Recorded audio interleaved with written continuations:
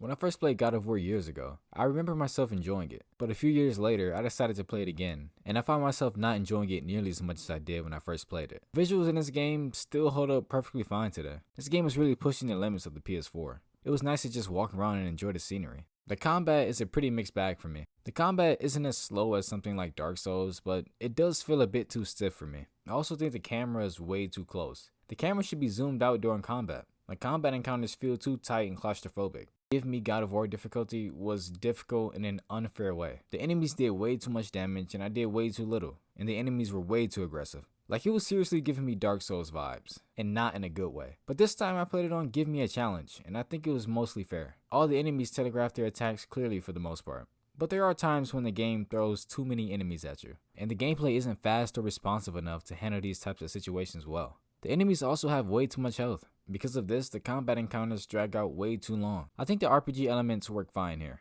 It was satisfying leveling up and getting new gear and abilities.